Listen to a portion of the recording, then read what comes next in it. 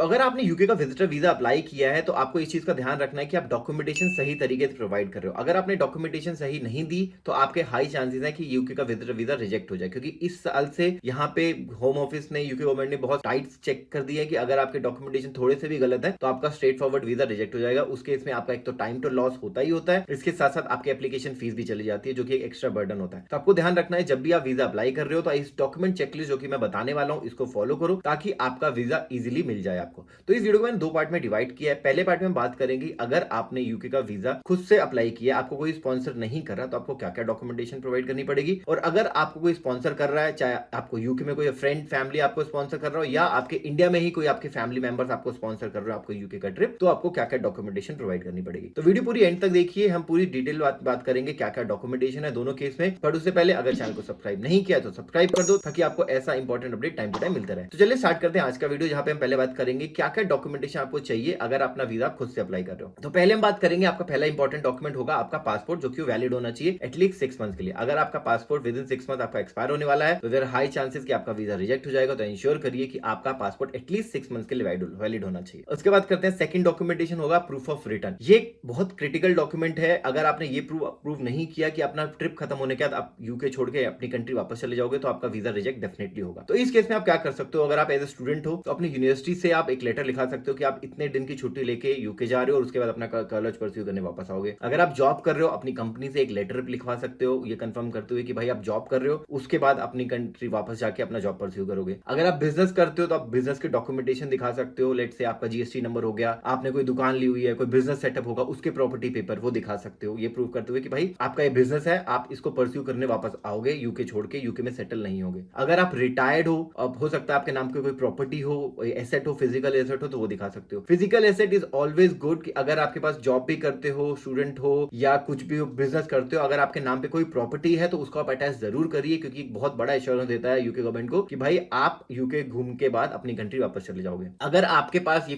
Physical assets नहीं है तो आप ये भी प्रूव कर सकते हो कि आपके पेरेंट्स अपनी कंट्री में है, आप सिर्फ यूके घूमने आने वाले हो और फिर आपके जो पेरेंट्स हैं आप पे डिपेंडेंट है, क्योंकि आप उससे पूरी ट्रिप खत्म होने के बाद अपने पेरेंट्स के वापस जाओगे। तो आपको ये प्रूफ भी दिखा सकते हो कि भाई आपके कोई फैमिली मेंबर्स हैं, आपके टाइज अपनी कंट्री में भी हैं, आपके यूके में कोई ऐसा है नहीं कि आप वहां पे सेटल हो, अपना घूमने के बाद अपनी कंट्री आप वापस चले जाओगे। तो ये डॉक्यूमेंटेशन आपको प्रोवाइड करना बहुत जरूरी है। इसके बाद आता है आपका एकोमोडेशन प्रूफ। अगर आप यूके में घूमने आने वाले हो, अगर आपको कोई स्पॉन्सर नहीं कर रहा तो आपको यहाँ पे रहने की जगह होनी चाहिए। तो विच मींस आपको अपनी जो बुकिंग है वो पहले करनी पड़ेगी। आप ट्राई करिए कि प्रीपेड बुकिंग करिए, कि आपने होटल या जो एयरबीएनबी कुछ भी बुक कर रहे हो उसकी पेमेंट बाय एडवांस कर दो, ताकि ये एश्योरेंस दे कि यूके गवर्नमेंट को कि भाई ये बंदा जिसको भी वीजा हम देने वाले हैं वो इस लोकेशन पे जाके रहेगा। तो ये एक बहुत बड़ा चीज होती है, आपको एकोमोडेशन प्रोवाइड करना, प्रूफ प्रोवाइड करना कि आप कहां पे रहोगे, ताकि यूके गवर्नमेंट आपको ट्रेस कर पाए इजीली। इसके बाद फोर्थ डॉक्यूमेंट आता है आपका डिटेल आइटनरी। जब भी आप कवर लेटर लिखोगे उसमें आप मेंशन कर दो कि इस डेट को आप यूके में एंटर करोगे और इस डेट को एग्जिट करोगे, और विद इन दैट पीरियड आपका क्या क्या प्लान है, कहां कहां जाने वाले, एक रफ एस्टिमेट आप दे सकते हो। ऐसा जरूरी नहीं कि आप उसको फॉलो ही करो, बट एक रफ आइडिया जो भी आपके दिमाग में है उसको आप कवर लेटर में एक एज ए आइटनरी उसमें मेंशन कर दो कि भाई मेरा ये प्लान है, मैं यहाँ घूमने जाऊंगा। उसके बाद आता है आपका लास्टली और बहुत important document proof of fund, कि आपके पास सफिशिएंट फंड है कि आप यूके आके घूम सकते हो और आप किसी भी लाइबिलिटी नहीं होगे, आपको कोई सपोर्ट की जरूरत नहीं है एडिशनली। तो फॉर एग्जांपल अगर आप यूके घूमने आने वाले हो, अकेले घूमने आने वाले हो, तो एक बंदे का खर्चा रफली अराउंड 200 पाउंड तक पकड़ के रखिए, 150 से 200 पाउंड के बीच में, कि आपका हो जाएगा अगर आप यूके में घूमने आने वाले हो। That includes your accommodation, your food expense, और आप इधर उधर घूमने जाओगे उसका ट्रांसपोर्टेशन। अगर आप 10 दिन के लिए आ रहे हो तो मान लीजिए कि आपके पास एटलीस्ट 1500 पाउंड से 2000 पाउंड के बीच में आपके पास एक्सपेंस हो जाएगा अगर आप 10 दिन यूके में घूमने आने वाले हो। अगर आप इंटू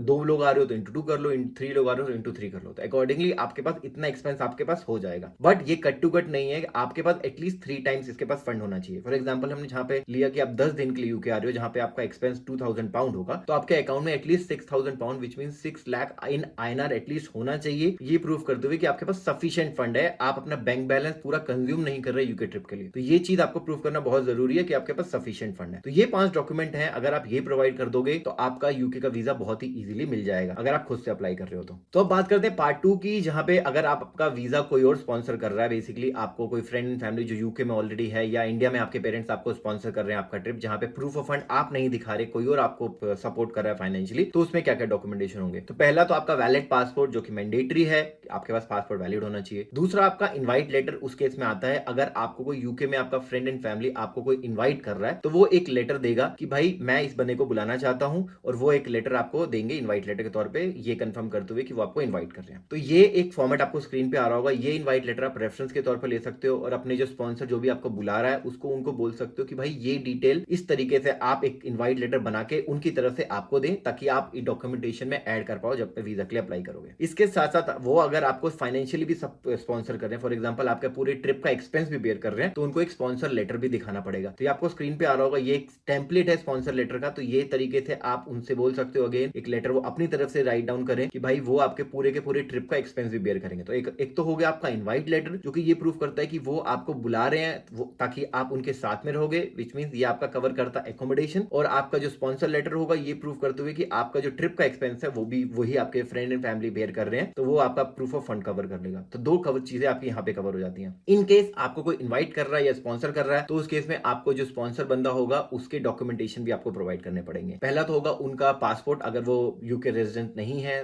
या है तो भी उनका पासपोर्ट, अगर वो यूके रेजिडेंट नहीं है तो उनका बीआरपी या जो वीजा स्टेटस है वो आपको प्रूफ करना पड़ेगा। अगर वो जहां पे भी रहते हैं उनका एड्रेस प्रूफ। इसके साथ साथ वो अगर आपको स्पॉन्सर कर रहे हैं फाइनेंशियली तो उनकी बैंक स्टेटमेंट ये प्रूफ करते हुए कि उनके पास सफिशिएंट फंड है, अपने खर्चा निकालने के बाद उनके पास इतना सरप्लस फंड रहता है कि वो आपको भी स्पॉन्सर कर पाए। तो उनके अकाउंट में सफिशिएंट फंड होना चाहिए, तभी आपका वीजा ग्रांट होगा। इसके साथ साथ अगर वो जॉब करते हैं तो उनका एम्प्लॉयमेंट प्रूफ, या अगर बिजनेस करते हैं तो उनका जो बिजनेस प्रूफ वो आपको प्रोवाइड करना पड़ेगा अगर आपको कोई स्पॉन्सर कर रहा है तो ये डॉक्यूमेंटेशन आपको प्रोवाइड करने पड़ेंगे। इसके साथ साथ एक प्रूफ ऑफ रिटर्न यहाँ पे भी बहुत मैंडेटरी है कि ये प्रूफ करते हुए कि भाई आप यूके सिर्फ घूमने आ रहे हो, सेटल होने नहीं आ रहे विजिटर वीजा पे, और अपने ट्रिप खत्म होने के बाद अपनी कंट्री आप वापस चले जाओगे। उस केस में भी आपके जो प्रूफ ऑफ रिटर्न में सेम थिंग होगी। अगर आप एज ए स्टूडेंट हो तो अपनी यूनिवर्सिटी से एक लेटर जनरेट करा सकते हो, जॉब कर रहे हो तो अपनी कंपनी से एक लेटर जनरेट करा सकते हो कि भाई इतने दिन की छुट्टी के लिए जा रहे हो, उसके बाद अपनी कंट्री वापस चले जाओगे। बिजनेस करते हो तो उस केस में भी आप अपना जो बिजनेस का जो डॉक्यूमेंटेशन है वो प्रूफ कर सकते हो। लेट से आपके पास कोई शॉप होगी, कोई ऑफिस स्पेस होगा, वो आप दिखा सकते हो कि भाई ये आपके नाम पे है फिजिकल एसेट। इसके साथ साथ अगर आपके नाम पे कोई भी प्रॉपर्टी है तो आप वो जरूर दिखाइए कि भाई आपके पास एक फिजिकल एसेट है, ये प्रूफ करते हुए कि भाई आप उसके पास अपने उस प्रॉपर्टी को,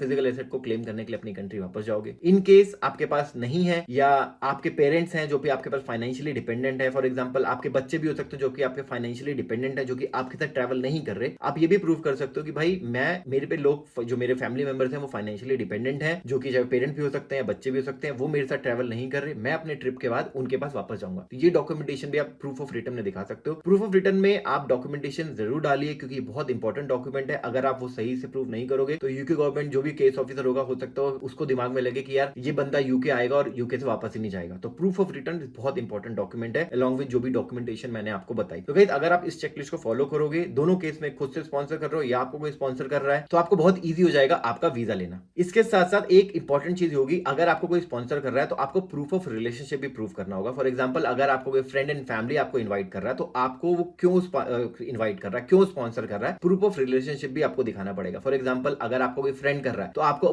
पुरानी जो फोटोज होंगी, लेट से फेसबुक, सोशल मीडिया, कहीं पे भी आपने पोस्ट करी होंगी, वो दिखाते हुए कितना पुराना आपका रिलेशनशिप है, किस तरीके से आप कितने क्लोज आप एक दूसरे को जानते हो, वो आपको प्रूफ करना बहुत जरूरी है इस केस में। अगर आपको कोई रिलेटिव आपको स्पॉन्सर कर रहा है, फॉर एग्जांपल आपके पेरेंट्स आपको स्पॉन्सर कर रहे हैं, तो आपका ब्लड रिलेशनशिप दिखाना मैंडेटरी है। तो अगर आपको कोई स्पॉन्सर कर रहा है फाइनेंशियली तो आपको प्रूफ ऑफ रिलेशनशिप भी दिखाना पड़ेगा एज ए डॉक्यूमेंट, ये प्रूफ करते हुए कि ये बंदा मेरे को जनरली स्पॉन्सर कर रहा है क्योंकि मुझे जानता है काफी पुराने टाइम से। तो ये भी आपको दिखाना बहुत जरूरी है। तो गाइस ये था आज का वीडियो। अगर वीडियो अच्छी लगी तो लाइक कर देना, उन लोगों के साथ डेफिनेटली शेयर करिए जो कि यूके का ट्रिप प्लान कर रहे हैं। हो सकता है ये चेकलिस्ट फॉलो करके उनके डॉक्यूमेंटेशन प्रोसेस बहुत ईजी हो जाए और उनका वीजा जल्दी से जल्दी उनको मिल जाए। तो guys we will come up with the next video soon. Until then take care, bye.